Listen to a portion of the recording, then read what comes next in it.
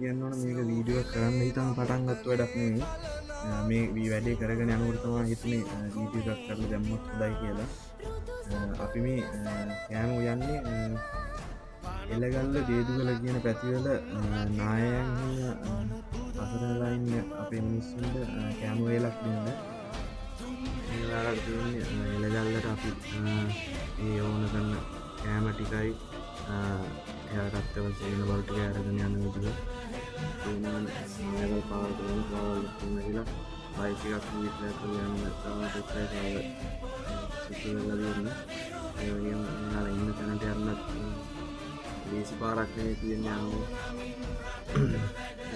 ikan baik aku macam dulu magar itu lagi itu juga paling yang non itu yang paling ini atau orang yang baru අපි දැන් මේ බඩු ටික ලෑස්ති කරන්නේ දේදුවලට යන්න.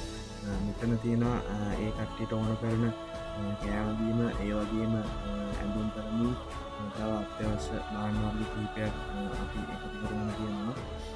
අපි ඒ ඔක්කොම අරගෙන දැන් දේදුවලට යන්න පිටත් වෙනවා ලෑස්ති වෙනවා.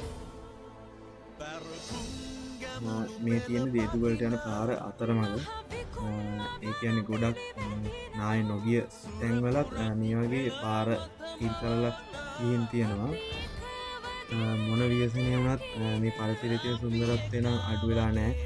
ඒ වුණාට වෙනදට මේ පාරේ යනකොට අපිට දැනෙන විදිහයි අද මේ ගමන යනකොට අපිට දැනෙන විදිහයි ඒක ආත්පසින්ම වෙනස් හැඟීම් දෙකක්. මේ වාරකට තියෙන්නේ මේ දේදුවල නායක ගියපු තැන අපි යන පාර අතරමඟට තියෙන විදිහයි. පැයක් විතර ගමනකින් පස්සේ අපිට දේදුවලට එන්න පුළුවන් වුණා. අපි එනකොට වෙලාව 6ට විතර ඇති.